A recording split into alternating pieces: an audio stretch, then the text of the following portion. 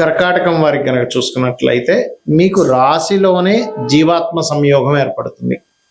మరి రాశిలో జీవాత్మ సంయోగం ఏర్పడితే ఏమిటి అంటే ఇక్కడ ప్రధానంగా ఇది కొంచెం ముందుగా జరగబోయే అంశాలను ఇన్ట్యూషన్ అంటూ ఉంటారు, అలాంటి వాటిని కలిగింపజేస్తుంది.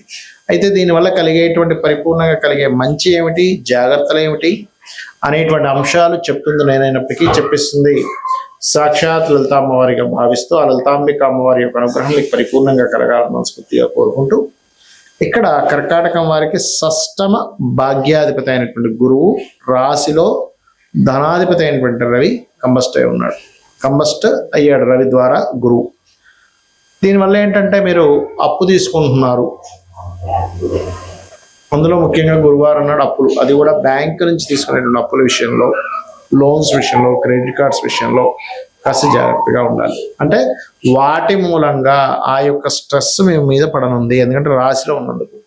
కాబట్టి ఇంట్యూషన్ ఇవన్నీ కొంచెం పేరు ప్రఖ్యాతలు రావడం, సన్మానాలు, సత్కారాలు, మీకంటే ఒక గుర్తింపు రావడం, చిన్నపిల్లలకైతే వాళ్ళకి మెడల్స్ రావడం, లేకపోతే ఒక ఏదైనా ఒకటి గెలుచుకోవడం, పెద్దవాళ్ళకైతే సన్మానాలు సత్కారాలు జరగడం, ఇట్లాంటివన్నీ కూడా ఇస్తాడు రవి గురువు జీవాత్మ సంయోగం ఎప్పుడైతే మీకు రాశిలో ఉందో. కాకపోతే ఏంటంటే కాస్త లాంగ్ జర్నీస్ వెళ్ళేటప్పుడు ముఖ్యంగా చాలా జాగ్రత్తగా ఉండాలి. 9వ అధిపతి కంబస్ట్ అయ్యాడు కాబట్టి తండ్రి గారి యొక్క, అంటే ఇది ఎవరైనా కర్కాటక లగ్నంలో జన్మించారు, అక్కడే మనకి ఈ గురు రవులు ఇప్పుడు కంబస్ట్ అయి ఉంటున్నాడని చెప్పుకున్నాం గురువు. అలాంటి వారికి వారి తండ్రి గారి యొక్క ఉద్యోగ సంబంధించినటువంటి అంశంలో కూడా కాస్త జాగ్రత్తగా ఉండాలి, గుర్తుపెట్టుకోండి. అయితే ఇక్కడ మీకు 2వ స్థానంలో ఒకవైపు కేతు ఉంటూ భాగ్యంలో కూడా శని ఉన్నందుకు ఇక్కడ ఏంటంటే కొంచెం సమ్ టైమ్స్ ఈ కాంబినేషన్స్ ఉన్నప్పుడు ఒక్కొక్కసారి చూడండి తండ్రి వేరే ప్రాంతానికి వెళ్ళి అక్కడ ఉద్యోగం చేయడము, కుటుంబంతో దూరంగా ఉండడం కూడా జరుగుతూ ఉంటుంది. ఇక మీరు నిత్యము చేయవలసిన దేవతా ఆరాధన ఏమిటి?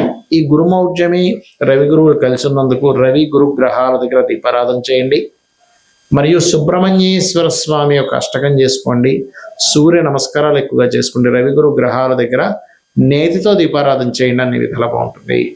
గోచారంలో జరిగేటువంటి గురువు కానీ శుక్రుడు కానీ ఉన్నప్పుడు దాన్ని మౌఢ్యమి అంటారు. మన జన్మజాతకంలో ఏదైనా ఒక గ్రహం గనక సూర్యుడికి దగ్గర డిగ్రీల్లో, అంటే మౌఢ్యమి కానీ ఇవన్నీ ఎందుకు వస్తాయి అంటే 8 డిగ్రీల లోపల కనుక ఉన్నట్లయితే, 8 నుంచి లోపల ఉన్నట్లయితే దాన్ని మౌఢ్యమి, అస్తంగత్వ దోషము అంటారు పర్సనల్ చార్ట్లో. ఇలా అస్తంగత్వ దోషాల్లో మనకి బుధుడు తప్ప మిగతా గ్రహాలన్నీ అస్తంగత్వ దోషంలోకి వెళ్ళిపోతాయి. బుధుడు కూడా వెళ్తారు కానీ అంత ఎక్కువగా వెళ్ళదు, బుధుడు యొక్క ప్రభావం ఉండదు. అయితే ఇక్కడ మనం ఒక్కొక్క గ్రహము అస్తంగత్వంలోకి వెళ్ళడం వలన ఒక్కొక్క ఫలితాలు వస్తాయి. ఆ విషయాలు జాగ్రత్తగా ఉండాలి. మీ పర్సనల్ చార్ట్లో గుర్తుపెట్టుకోండి. అది భావన ఏ భావంలో ఉందనేది వంటిది 12 భావాలు చూసుకుంటూ ఒక్కొక్క గ్రహం బట్టి కూడా ఉంటుంది. ఉదాహరణకి గురువే అనుకుందాం, మీ జన్మజాతకంలో గురువు ఏ ఆధిపత్యం వహించాడో, గురువు కనుక ఒకవేళ అస్తంగత్వ దోషం ఏర్పడితే ఏమవుతుంది అంటే మీరు ఏదైనా స్కూల్స్ కాలేజ్ నిర్వహణ చేసేటప్పుడు కొన్నిసార్లు ఒక్కోసారి చూడ మనం బంగారం కొంటూ ఉంటాం. గురువు అస్తంగత్వ దోషంలో మీ జన్మజాతకంలో ఉన్నట్లయితే గోల్డ్ మీద ఇన్వెస్ట్మెంట్ చేయడం అంత శ్రేయస్కరం కాదు. పర్లేదండి రవి బాగున్నాడు అన్నప్పుడు కొంతవరకు 50-50గా ఉంటుంది. రవి కూడా పాడైపోయి గురువు కూడా పాడైతే గోల్డ్ మీద ఇన్వెస్ట్మెంట్స్ అనేవి చేయకూడదు, అస్తంగత్వ దోషంలో ఉన్నా గురువు లేదా పాపకత్తిలో ఉన్నా.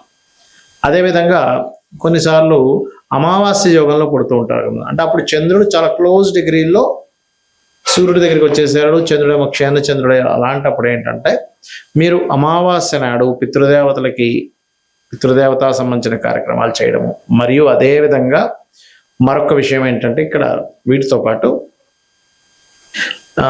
మానసిక సంబంధంగా, అంటే కొంచెం మనసు మీద ఎక్కువ తీసుకుంటూ ఎక్కువ ఎమోషన్స్ అవ్వకూడదు అనేటువంటి దాని అర్థం అనమాట. అదేవిధంగా కొంతమందికి కుజుడు చాలా క్లోజ్ కంజంక్షన్లో రవితో కనెక్ట్ అవుతాడు. అలాంటప్పుడు ఏమవుతుందంటే వీళ్ళకి సర్వసాధారణంగా తండ్రి కొంచెం అగ్రెసివ్గా ఉండడం, అదేవిధంగా మీకు ఆ పోర్ట్ఫోలియోస్ ఏమొచ్చే దాన్ని బట్టి ఉంటుంది. కాకపోతే ఇక్కడ ఏంటంటే ఏదైనా ఖాళీ ల్యాండ్లు, అందులో ముఖ్యంగా గవర్నమెంట్ ల్యాండ్స్ తీసుకుంటూ ఉంటాం యాక్షన్స్లో, ఆక్షన్ జరిగినప్పుడు. కాబట్టి ఆ ఆక్షన్లో తీసుకునేటువంటి ప్రభుత్వ సంబంధించిన ల్యాండ్స్ తీసుకునేటప్పుడు 1-4 సార్లు మళ్ళీ చూసుకొని తీసుకోవాలి, అందులో ఏదైనా దోషం ఉందా ఏంటి అనేటువంటిది. అదేవిధంగా బుధుడైతే కొంచెం ఎక్కువ కంబస్ట్ అవ్వడు బుధుడు విషయంలో. కాకపోతే ఏంటంటే బుధుడు మీరు ఎప్పుడైనా గుర్తుపెట్టుకోండి, కంబస్ట్ అయినప్పుడు కొంచెం ఏదైనా వ్యాపారం చేస్తున్నారు లేదా షేర్ మార్కెట్ రిలేటెడ్ సంబంధించిన విషయాల్లో చాలా జాగ్రత్తగా ఉండాలి. అదేవిధంగా శుక్రుడు అనుకోండి, వివాహము, చాలా మందికి శుక్రుడు కనుక క్లోజ్ కంజంక్షన్లో కనుక రవితో ఉన్నట్లయితే అప్పుడు ఏమవుతుంది అంటే మీకు అది వివాహము, వివాహ జీవితము, స్పర్మ్ కౌంటింగ్ తక్కువగా ఉండడము, లేకపోతే కొంతమందికి లేడీస్కి అయితే వాళ్ళకి చూడండి ఒక్కోసారి వాళ్ళు ఈ thyroid related issues, హార్మోనియల్ related issues వస్తూ ఉంటాయి. శని కనుక అయినట్లయితే సహజంగా చెప్పాలంటే శని రవుల కలయిక ఈజ్ సమ్ టైమ్స్ కొంచెం గట్టిగా ప్రయత్నం చేస్తే గవర్నమెంట్ జాబ్ వస్తుంది. కాకపోతే తల్లిదండ్రులు అంటే తండ్రితో కొంత తెలియని విభేదాలు రావడము, కొంచెం జాబ్లో ఒక్కొక్కసారి మనం చూస్తూ ఉంటాం, పలానా జాబ్ దగ్గరికి వెళ్ళామండి అక్కడ స్ట్రక్ అయిపోయానంటూ ఉంటాం. అయితే ఇక్కడ ఏంటి, శనితో పాటు అది దశమాధిపత్యం కూడా వస్తే ఇంకా ఎక్కువ వస్తుంది దాని ప్రభావం. రాహువు కేతు అయితే గ్రహణ సమయాలు అవి పెద్దగా కంబస్ట్ అవ్వు దీనికి, ఎందుకంటే ఛాయాగ్రహాలు నిజమైనటువంటి గ్రహాలు కావు నోట్స్ కాబట్టి.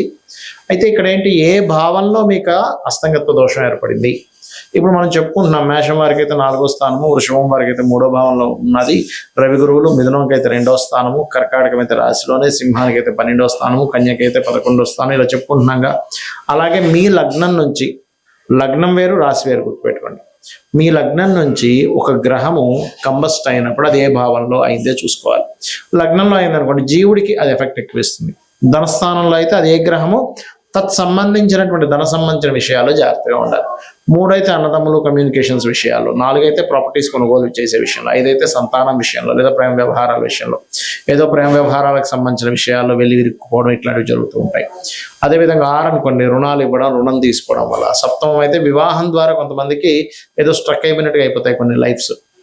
8వ అయితే తాతగారు ఆస్తి, కొంత రీసెర్చెస్ వల్ల రీసెర్చ్ అవ్వకపోవడం వల్ల మీరు స్ట్రక్ అయిపోయాం అని ఇలా ఉంటూ ఉంటుంది. 9వ స్థానం అయితేనేమో తండ్రి స్ట్రక్ అయిపోవడము, అంటే తండ్రి అతని లైఫ్లో చాలా విషయాలు స్ట్రక్ అయిపోయినట్టుగా మనం తీసుకోవాలి. అదేవిధంగా హైయర్ ఎడ్యుకేషన్ బ్యాక్లాగ్స్ ఉండిపోవడం, ముందు కదలకపోవడం, ఏదో కారణాల వల్ల ఇబ్బంది వస్తూ ఉంటుంది. 10వ స్థానం అయ్యి అందులో ముఖ్యంగా శని అయితే వీళ్ళు ఉద్యోగం చేసే విషయంలో ముందుకు వెళ్ళలేకపోతుంటారు. అప్పుడు వ్యాపార యోగం ఏమైనా ఉందేమో చూసుకోవాలి. లాభం అయితే వ్యాపార స్థానాలు ఏదైనా ఒక లాభం ఆశిస్తున్నామో, ఎక్స్పెక్టేషన్ చేస్తున్నాము, అప్పుడు ఇబ్బంది వస్తుంది. 12వ స్థానం అయితే ఇన్వెస్ట్మెంట్ చేసేటప్పుడు పర్టికులర్గా ఆ మహాదశలు అంతర్దశలు. ఇప్పుడు ఎగ్జాంపుల్ ఒక గ్రహం ఏదైనా కంబస్ట్ అయింది అంటే అస్తంగత్వ దోషంలోకి వెళ్ళిపోయింది, దాన్ని గోచారంలో మౌఢ్యమి అనే పదంతో వాడతాం. ఇప్పుడు ఆ అస్తంగత్వం దోషంలోకి వెళ్ళిపోయినటువంటి ఆ యొక్క గ్రహం ఏదైతే ఉందో అది పర్టికులర్గా మీకు ఏ భావ సంబంధంగా ఉందో చూసుకోవాలి. ఇప్పుడు 12వ భావ సంబంధంగా ఉందనుకోండి, అప్పుడు ఇన్వెస్ట్మెంట్స్ ఆ పర్టికులర్ మహాదశ అంతర్దశలో పనికిరావు, గుర్తుపెట్టుకోండి. ఇది గోచార పరంగా కొంత పని చేస్తుంటుంది, దీని పరంగా పనిచేస్తుంది. అంటే ఎలా అంటే ఇప్పుడు చిన్న ఎగ్జాంపుల్ చెప్తానండి మీకు. మీరు ఒక ప్రాంతం నుంచి మరొక ప్రాంతానికి వెళ్ళాలి, దానికి ఒక 3-4 వేస్ ఉన్నాయి వెళ్ళడానికి, కానీ 3-4 త్రోవలు ఉన్నాయి. కానీ మీరు వెళ్ళే త్రోవ మీకు ముందుగానే ఏమంటే అక్కడంతా వర్క్ నడుస్తుంది, రోడ్ అంతా క్లోజ్ ఉందని ఒక 2-3 కిలోమీటర్ల ముందే తెలిసింది అనుకోండి, మీరు ఏం చేస్తారు, అమ్మ అటు వెళ్తే కష్టం అయితే ఇంకో రూట్లోంచి వెళ్ళిపోతారు. ఎలాగైతే మీరు వెళ్ళేటువంటి జర్నీలో కార్లోనో బైక్ మీద వెళ్ళేటప్పుడు ముందుగా తెలిసి అంత దూరం వెళ్ళి అయ్యో బ్లాకేజ్ ఉందా అని వెనక్కి వచ్చి మళ్ళీ ఇంకో రూట్లో వెళ్ళడానికి ఎలా అయితే మీకు పెట్రోలు, మనీ, శ్రమ సేవ్ అవుతాయి, ఇది ముందుగా తెలుస్తాయి. అలాగే జ్యోతిష్ శాస్త్రంలో కూడా మీకు పలానా మహాదశ అంతర్దశ వస్తుంది, ఇది ఇక్కడ కంబస్ట్ అయ్యి ఉంది, లేకపోతే ఈ గ్రహం ఇలా ఉంది, కాబట్టి మీరు ఈ విషయంలో జాగ్రత్త తీసుకోండి, ఖచ్చితంగా బాగుంటుందని చెప్పేదే జ్యోతిష్ శాస్త్రం. కాబట్టి ఈ విషయాల్లో జాగ్రత్తలు తీసుకోండి, అన్ని విధాలా బాగుంటుంది. శ్రీమాత్రే నమః.